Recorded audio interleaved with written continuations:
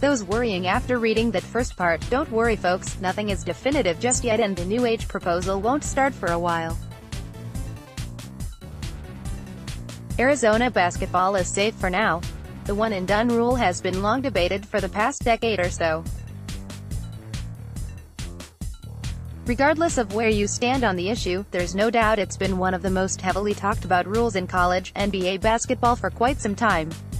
In the now distant past we saw supreme talents like LeBron James, Kobe Bryant, Kevin Garnett and Tracy McGrady among others make the rare transition from high school to eventual NBA stardom.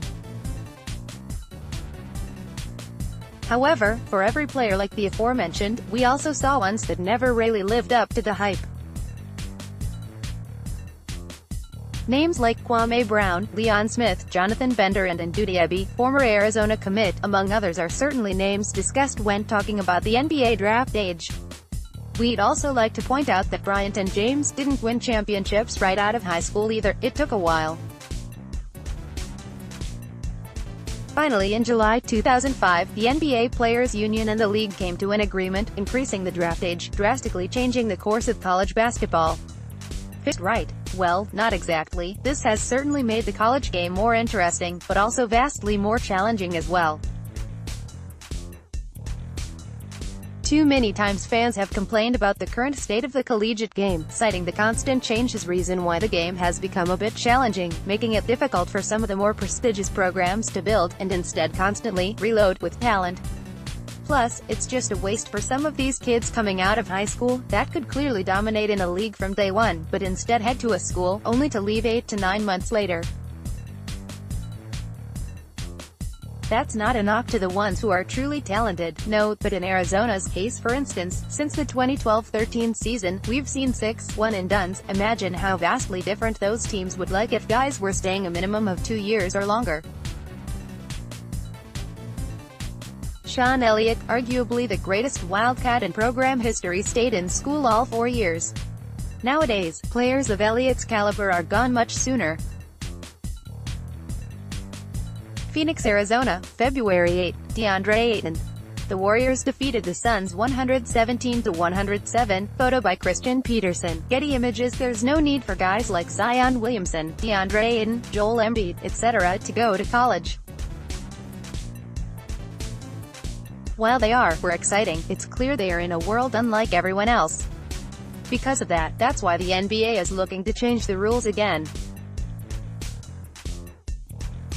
NBA Commissioner Adam Silver has been discussing the idea, and the league is considering changing the age back to what it was before. Don't worry, it's not official just yet, and the proposed rule change won't necessarily happen until 2022. With the proposed rule change, here's where I think the age limit helps Arizona moving forward. For one, it opens more spots, less one-and-done players, and allows head coach Sean Miller to truly focus on development on guys that want to be there and get to the league. Players that are truly good enough should leave when able to, regardless of age. For the ones that want to go to school, can work hard, get better year in and year out and have the opportunity to become good college players and who knows, maybe even get drafted. See Solomon Hill. Do we also need a bit of a reminder of a few players that stayed longer?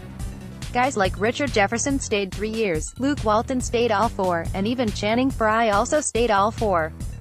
Development was crucial for those guys and they all became great college players and got drafted because of their development. I may be a bit biased here, but I feel prior to the one-and-done rule, the college game seemed a bit different, better perhaps. Kids weren't looking to go pro after 1 year necessarily, and they also weren't seemingly using that age limit as a means of just getting to the league as quick as possible. The ones that felt ready, left, or the ones that feared injury, didn't want to jeopardize their health and potential draft value. For now, we must wait to see just how fruitful the proposed rule change would be for Arizona. I can't help but think it will only help in a number of ways.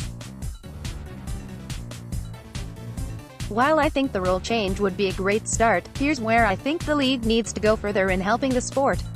My only suggestion for the NBA would be to go even more in-depth with the age limit. I say expand the draft to 3 rounds, and make the draft a bit like baseball. For guys that don't like their draft position, they can forego their pick, go to school, but need to stay a minimum of 2 years before being eligible again. Also use the G League, truly more like a farm system.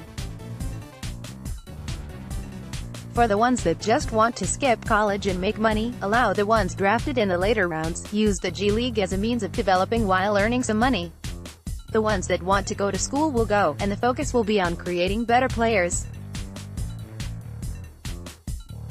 Now, who knows if that would necessarily work, but that would be my solution to make a better college and NBA product.